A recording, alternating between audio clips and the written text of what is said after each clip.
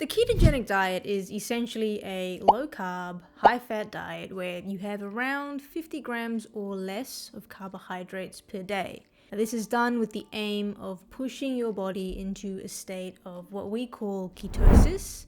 And this is when, instead of using carbohydrates or glucose for energy, you instead use fat stores to make ketone bodies, which can then be used for energy to fuel your body and whatever you need to do. Now, I went into a bit more detail into what the ketogenic diet is and how it works in my previous video, so I will link that in the description if you want to learn more. But today, we are going to dive into the research surrounding the ketogenic diet to see if there actually is some benefit to doing it, but also who might need to avoid such a diet. So it's going to be an information-packed video. Let's go.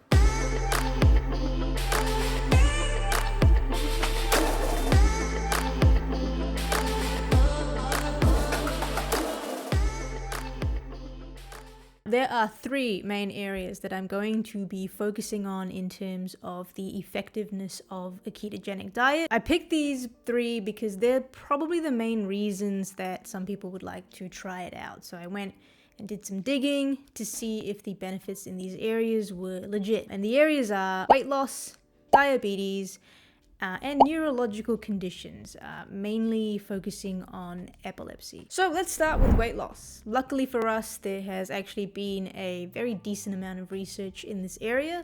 A number of randomized controlled trials have been done, which are what we consider high levels of evidence, and they let us have some faith in the results that they find. So I'm going to put on the screen this study here, which was a meta-analysis done very recently in 2023.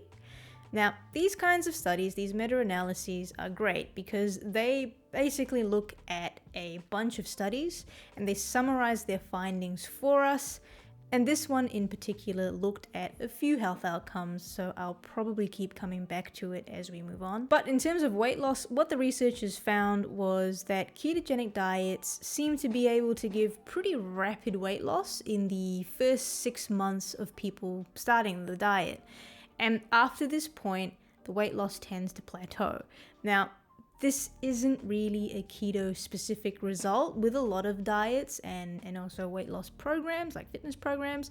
Many people will experience the majority of weight loss in the first few months, and then they will eventually reach a plateau and things will slow down.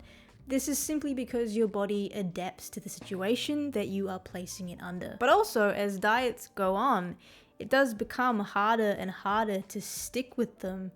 And that's another reason that things can slow down. All I'm trying to say here is, yes, the research says after the 6-month period, things can slow down with weight loss. But I've just noticed that's something that we see with all kinds of diets, and it's not exactly a bad thing. Now, with weight loss, it also is important to look into how much muscle mass is being lost, and this is something I do harp on quite a bit. But studies seem to show that ketogenic diets do a pretty good job of preserving muscle mass when compared to other types of diets. And I think this comes from the fact that if you are on keto, you are very likely consuming more high protein foods like eggs and meat. This is almost proven if we look at a particular variation of the keto diet, which is still low carb, but it has a much higher fat intake. So with this specific type of keto diet, the point is to go up to 80% of your energy needs coming from fat. So it's a little higher than your standard keto. And people doing this type of keto diet, they had more muscle mass loss. And that's probably because protein was reduced to make way for the increased fat intake or fat needs. So I wouldn't really recommend going on that specific variation of the diet.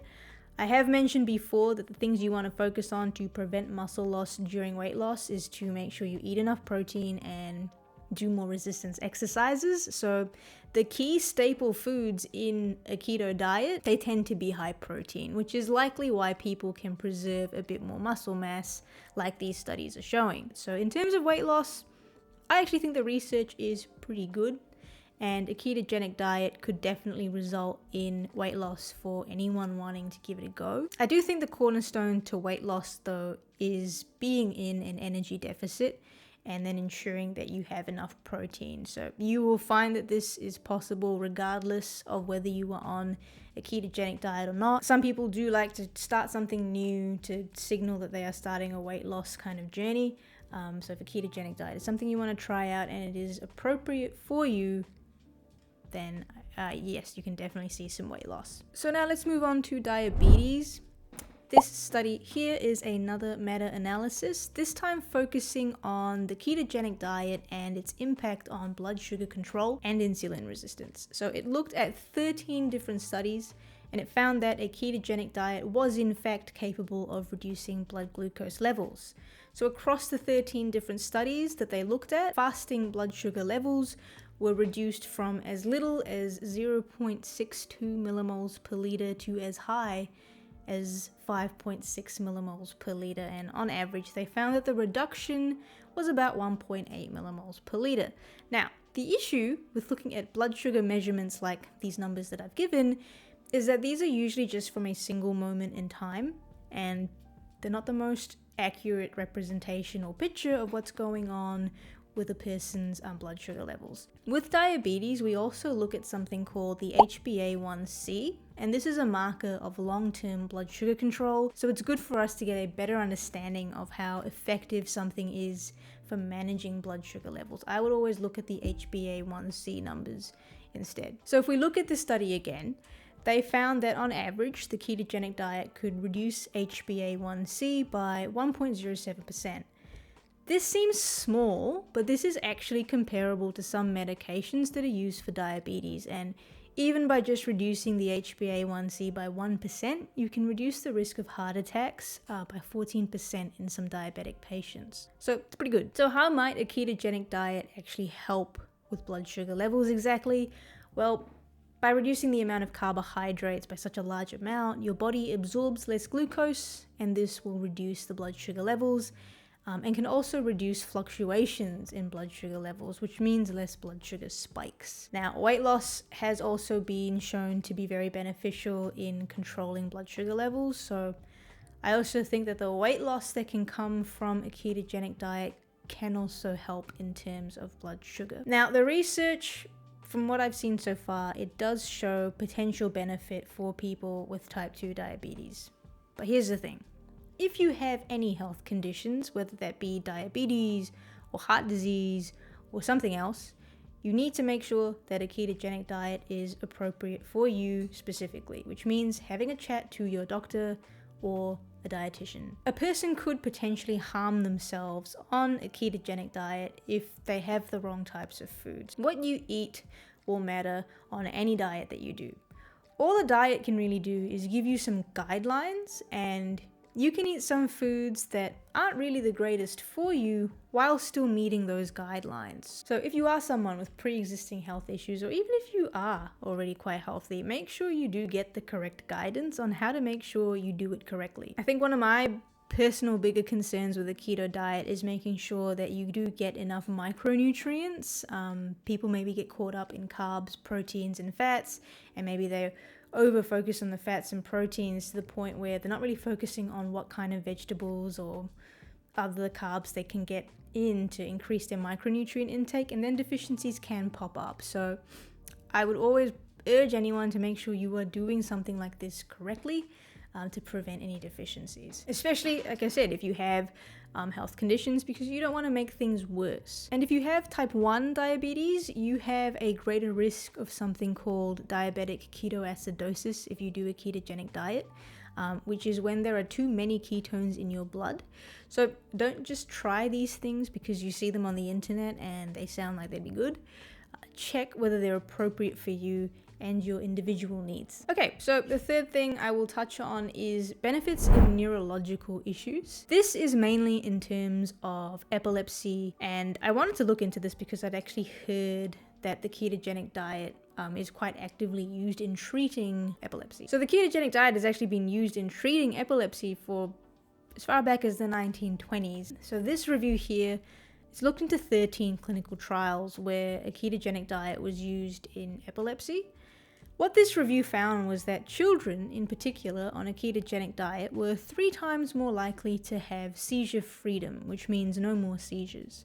So if they weren't seizure-free entirely, they were 6 times more likely to have the amount of seizures experienced halved compared to the children that were just having standard treatment. So from what I could see, there's pretty good evidence behind the use of ketogenic diets in children with epilepsy, but this, especially being a condition like epilepsy, would have to be done under the guidance of a neurologist, and especially if they're kids, it would be done under the guidance of a pediatrician. Epilepsy is no joke. Any diet modifications you will need to get help with. If you're wondering whether it has the same benefits in adults, I did look into that too, and it seems to also have good results for older people. So a meta-analysis has looked at 12 different studies and found that 42% of the people involved in these studies had pretty significant reductions in seizure frequency, or they had no seizures at all. So I do think, though, I honestly just touched the surface with research in this area, and there is a lot that has been done with keto diets and epilepsy. It's a pretty well-established treatment by the looks of it. But if you're wondering why it might work well, I don't really think even the researchers are too sure. Some people think that the ketones that your brain start using as energy could stabilize neuronal activity, which means that brain cells are less excitable, if you will, and that might lead to less seizures. There are a few theories out there, and right now I think we're at the stage where we know it works. We know it has something to do with the ketones, just not sure exactly how. Someone much smarter than me somewhere probably has the answer though. Now, the reason I keep harping on about making sure you check with your doctor that a ketogenic diet is appropriate for you is because there are definitely people that should avoid it. And this is a list here popping up on the screen now. If you already have issues with parts of your digestive system, like the pancreas or gallbladder, then a keto diet can increase the risk of some issues appearing. And this is because fat digestion increases quite dramatically when you start a keto diet, and you need to make sure it's okay for you. The gallbladder in particular is essential for fat digestion. If you have issues with that, you're probably going to run into some issues. So it's the same with liver and kidney issues. If you increase your protein intake as part of the keto diet and you're someone that doesn't eat meat much, all of a sudden, if you introduce all this extra protein and you're someone with kidney issues, that places extra strain on the kidneys, because the kidneys filter out waste products that are created when protein is broken down in the body. So your body is one big machine. An issue that you have that you might think has no bearing on what you eat may in fact be very much involved, and that's why you should just always check if it's okay for you to try new diets or supplements or whatever it is that you want to do. I'm not saying that you need to check with a doctor and get permission to start these things. It's nothing to do with that at all. It's just to make sure it's safe and okay, because you don't want to make things worse. But from what I found out, in these three areas, weight loss, type 2 diabetes, and epilepsy, it does seem that the ketogenic diet has some pretty decent impact. And as usual, when I started trying to do research into all of this, I found that there's heaps of things to discuss, and it won't fit into a 10 to 15 minute summary like this video was supposed to be. So if doing a deeper dive into each of these areas, or potentially other areas, is something that you might want to see, just let me know.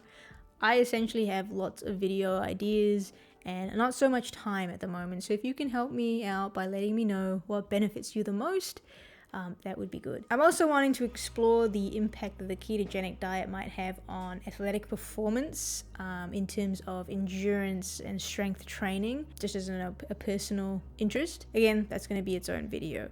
I will say that before making these two videos on the ketogenic diet, I didn't really know a whole lot about it, and I've learned heaps just by making the two videos, and this is why I love having this channel. I learn just as much as you do, and that's pretty cool. It's also something that now is in the back of my mind. I'm going, maybe it might be worth a try, so that might be something I try out this year, seeing how I go on keto. But I hope you enjoyed the video. I will see you in the next one, and until then, keep playing the long game.